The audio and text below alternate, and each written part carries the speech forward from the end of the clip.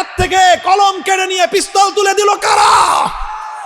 এদের হাত থেকে আমসিপাড়া কোরআন শরীফ বই খাতা কেড়ে নিয়ে এদের হাতে হিরোইনের পুরিয়া ডালের পটকা এদের হাতে তুলে দিল কারা? বাবার পুটলি ধরায় দিয়ে এদেরকে অন্যায় অসৎ পথে উপার্জন করার অবৈধ লাইসেন্স দিল কারা? যাদেরকে দিয়ে অপরাধ করানো হয় সেই অপরাধী সমাজপতিদেরকে এই এলাকা থেকে উৎখাত করা হবে। এই কিশোরদেরকে পুনর্বাসন করা হবে, কর্মসংস্থানের ব্যবস্থা করা হবে, এদের জন্য সুন্দর শিক্ষার ব্যবস্থা করে, বিনোদনের ব্যবস্থা করে, খেলাধুলার ব্যবস্থা করে এদের মাথায় হাত বুলিয়ে বুকে জড়িয়ে যদি ধরা হয়, আজকের এই কিশোররা আগামী দিনে এই সমাজ উন্নয়নের হাতিয়ার হবে। মুসলমান, একবার শুধু আত্মপরিচয় নিয়ে দাঁড়াও, বুকে ঈমান নিয়ে আল্লাহু আকবারের আওয়াজ নিয়ে শাহজালাল মুজাররদি আমানির মতো বাংলার মাটিতে অধিকার আদায়ের জন্য বুক টান করে সিনা টান করে দাঁড়িয়ে যাও। গৌর গোবিন্দের প্রেতাত্মারা বাংলার মাটিতে মাথা উঁচু করে দাঁড়াবার সাহস পাবে না।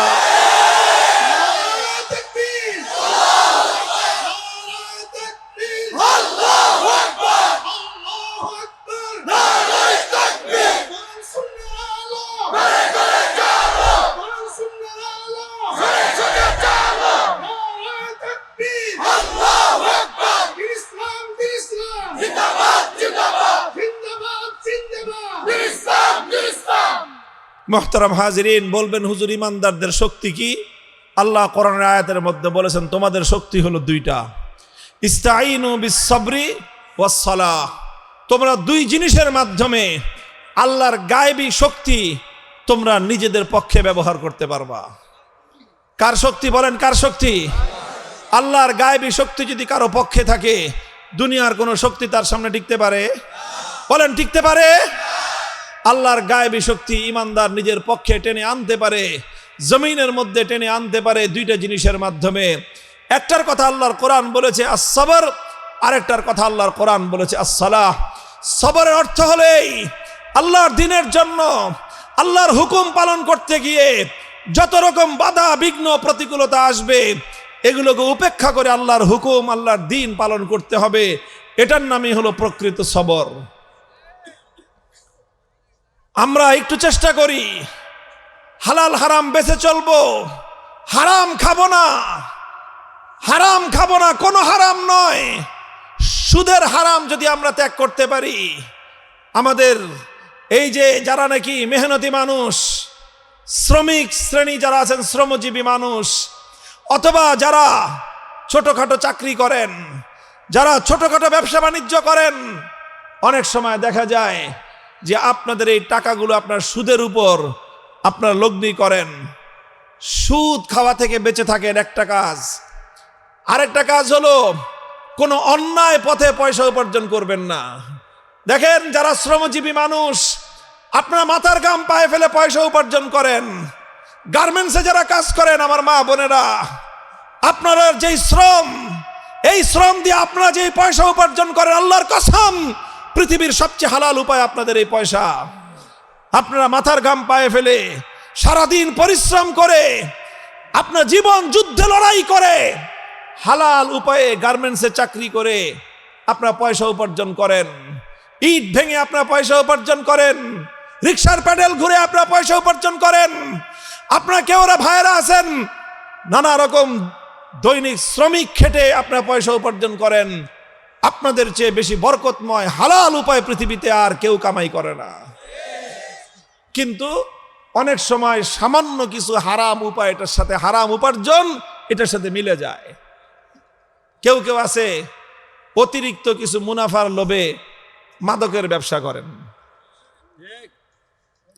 দেখা যায় যে হিরোইন বেচলে অনেক টাকা লাভ, বাবা বেচলে, বাবা বুঝেন না, ইয়াবারে বাবা বলে আর কি, এই ইয়াবা বেচে, ফেনসিডিল বেচে, সামান্য এই সমস্ত অতিরিক্ত অতি লোভে সামান্য কিছু টাকা পয়সা উপার্জন হয়। এই পয়সা উপার্জন হয়ে আপনার হালাল উপার্জনকে এটা ধ্বংস করে দেয়। এই জন্য আপনারা হালাল উপার্জন করেন, হারাম উপার্জন থেকে বাঁচবেন। এইভাবে নিজেকে ধৈর্য ধারণ করেন, 5 ওয়াক্ত নামাজ পড়বেন আর হালাল উপার্জন করবেন। এই দুইটা কাজ আপনাদের জন্য, আর বেশি কিছু লাগবে না, খুব বেশি কিছু লাগবে না। হালাল উপার্জন করবেন, 5 ওয়াক্ত নামাজ পড়বেন। মা বোনেরা যারা আছেন দরিদ্র শ্রমজীবী, আপনাদেরকে আমরা বলবো না যে একেবারে বোরকা গায়ে দিয়ে একেবারে খুব ভালো করে পর্দা না করলে হবে না, অত কঠিন কথা না। সামান্য একটু শালীনতা রক্ষা করবেন, মাথার চুলটা ঢেকে রাখবেন যেন চুলটা পর পুরুষের সামনে দেখা না যায়, আর বাকি সারা শরীর তো ঢাকা থাকেই। একটুখানি শালীনতা রক্ষা করে চলবেন, 5 ওয়াক্ত নামাজ পড়বেন, হালাল উপার্জনের খাইবেন। আপনার চেয়ে বড় বুজুর্গ আর কেউ নাই। আল্লাহর কসম খেয়ে বলি, আমার এই মেহনতি ভাই বোনেরা, আপনারা যেই মেহনত করে পয়সা উপার্জন করে আপনারা যদি হালাল পথে থাকতে পারেন, 5 ওয়াক্ত নামাজ আদায় করবেন আর একটু আল্লাহ পাকের কথা স্মরণ করবেন, আল্লাহ আপনাকে সবচেয়ে বড় বুজুর্গের মর্যাদা দান করবেন ইনশাআল্লাহ। এটা হলো সবর আপনার, এটাই সবর। এর চেয়ে বড় সবর আর ধৈর্য পৃথিবীতে কিছু নাই। আপনার সামনে হারাম অফার আসবে, অন্যায় পথে উপার্জন করার অফার আসবে, আপনি সেটা ত্যাগ করবেন, এটাই আপনার সবচেয়ে বড় সবর। আর হলো সাহায্যের প্রয়োজন হলে আল্লাহর কাছে হাত তুলে চাইবেন, আল্লাহর কাছে সেজদায় পড়ে যাবেন, 2 রাকাত নামাজ পড়ে আল্লাহর কাছে সাহায্য চাইবেন। একদিকে আল্লাহর কাছে চাইবেন একটা কাজ, আর একদিকে হলো আল্লাহর হুকুম মানার জন্য একটু ধৈর্য ধারণ করবেন। এই 2 কাজ যে করবে, আল্লাহ ওয়াদা করেছেন ইস্তাইনু, আমার কাছ থেকে তোমরা সাহায্য নাও এই 2 জিনিসের মাধ্যমে। ইনশাআল্লাহ আমাদের দরিদ্র গোষ্ঠী, আমাদের অসচ্ছল পরিবারগুলো, শ্রমজীবী পরিবারগুলো, আপনারা যারা এখানে অবস্থান করতেছেন, ইনশাআল্লাহ আপনাদের জীবনের যাবতীয় নিরাপত্তা আপনাদের এই অঞ্চলগুলোকে কেন্দ্র করে সমাজের কিছু অসাধু লোক, কিছু অসাধু নেতৃত্ব, দুর্নীতি পরায়ণ কিছু নেতৃত্ব যারা নেতাগিরি করে, খবর নিয়ে দেখবেন এই নেতাদের একটার পোলাপানও বাংলাদেশে থাকে না। ওদের পোলাপান থাকে কানাডায়, অস্ট্রেলিয়া, ইউরোপে, আমেরিকায়। নিজেদের সন্তানদের নিরাপদ ভবিষ্যৎ গড়ার জন্য বিদেশে পাঠায় দেয়, গরিবের সন্তানদেরকে নিয়ে রাজনীতি করে, গরিবের সন্তানদেরকে লাঠিয়াল বানায়, গরিব মায়ের সন্তানকে দিয়ে আরেকজনের জমি দখল করায়, গরিব মায়ের সন্তানদেরকে দিয়ে টেন্ডারবাজি আর মাস্তানি করায়, চাঁদাবাজি করায়। এগুলো করতে গিয়ে গরিব মায়ের সন্তান একজন আরেকজনের বুকে বুলেট মেরে, গুলি মেরে এক মায়ের সন্তানকে আরেক মায়ের সন্তান হত্যা করে। আর ওই সকল বড় বড় নেতারা ভিতর দিয়ে কমিশন খায় আর কমিশন পায়। আমি বলি আপনাদেরকে, ওরা নাম দিছে আপনাদেরকে কিশোর গ্যাং। কিশোর গ্যাং নাম দিয়ে আমার এই সকল দরিদ্র মায়ের কিশোর সন্তানদেরকে ব্ল্যাকমেইলিং করা হয়। আমাদের গরিবদের কিশোর সন্তানদেরকে বিপদগামী অন্ধকার পথের দিকে ঠেলে দিয়েছে কারা? আমি প্রশ্ন করি ওদেরকে যে দুনিয়াতে এই কিশোররা মায়ের পেট থেকে গ্যাং হয়ে জন্ম নিছে? বলেন বলেন, কোন মায়ের সন্তান ভূমিষ্ঠ হওয়ার সময় সন্ত্রাসী হয়ে জন্ম নেয়? তারা তো নিষ্পাপ, বেগুনা মাসুম হয়ে জন্ম নিয়েছিল। এদেরকে গ্যাং বানাইছে কে? এদের হাত থেকে কলম কেড়ে নিয়ে পিস্তল তুলে দিল কারা? এদের হাত থেকে আমসিপাড়া, কোরআন শরীফ, বই খাতা কেড়ে নিয়ে এদের হাতে হিরোইনের পুরিয়া, ডালের পটকা এদের হাতে তুলে দিল কারা? বাবার পুটলি ধরায় দিয়ে এদেরকে অন্যায় অসৎ পথে উপার্জন করার অবৈধ লাইসেন্স দিল কারা?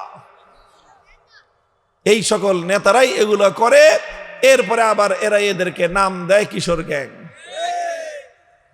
ইনশাআল্লাহ আমাদের এই কিশোররা, যাদেরকে দিয়ে অসৎ ব্যবসা করানো হয়, যাদেরকে দিয়ে অপরাধ করানো হয়, সেই অপরাধী সমাজপতিদেরকে এই এলাকা থেকে উৎখাত করা হবে। এই কিশোরদেরকে পুনর্বাসন করা হবে, কর্মসংস্থানের ব্যবস্থা করা হবে। এদের জন্য সুন্দর শিক্ষার ব্যবস্থা করে, বিনোদনের ব্যবস্থা করে, খেলাধুলার ব্যবস্থা করে এদের মাথায় হাত বুলিয়ে বুকে জড়িয়ে যদি ধরা হয়, আজকের এই কিশোররা আগামী দিনে এই সমাজ উন্নয়নের হাতিয়ার হবে ইনশাআল্লাহ। আমরা যদি এইভাবে একটু চেষ্টা করি, মায়েরা চেষ্টা করেন, বাবারা চেষ্টা করেন, এলাকার ময় মুরব্বীরা মিলে চেষ্টা করেন। মনে রাখবেন, গরিবের সন্তান বলেই বড় লোকের লাঠিয়াল হতে হবে, এই জন্য আল্লাহ আমাদেরকে দুনিয়াতে পাঠায় নাই। কেউ বলতে পারেন যে হুজুর আপনার পোলা পরে কই? হ্যাঁ, আমার পোলাই মোহাম্মদপুরেই পড়ে। এই আপনাদের এলাকাতে এই যে বেরিবানদের সাথে মাদ্রাসা আছে, ওই যে খ্রিস্টানদের একটা কবরস্থান আছে না, কবরস্থানের সাথে একটা মাদ্রাসা আছে, এখানে আমার আদরের সন্তানটা এখানে পড়ে, বয়স হলো মাত্র 14-15 বছর, এখানে পড়ে, আপনাদের এখানে খেলাধুলা করে। আমার আরেক ছেলে পড়ে, ছোট্ট বাচ্চা, হেফজ পড়ে, এই যে 40 ফিটে, এখানেই। আমরা আমাদের বাচ্চাদেরকে এলাকাতেই রাখি, কারণ এলাকার বাকি 10 মায়ের সন্তানের যা হবে আমার সন্তানেরও তাই হবে।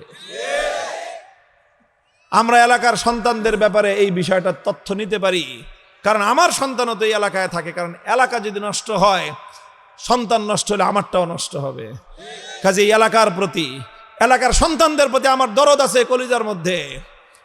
এই জন্য আমরা বলি, হে কিশোররা, তোমরা আসো আমার কাছে, আসো, আমরা তোমাদেরকে নিয়ে এমন একটা সমাজ গড়ে তুলব, তোমাদের আলো দিয়ে গোটা এলাকা আলোকিত হয়ে যাবে ইনশাআল্লাহ।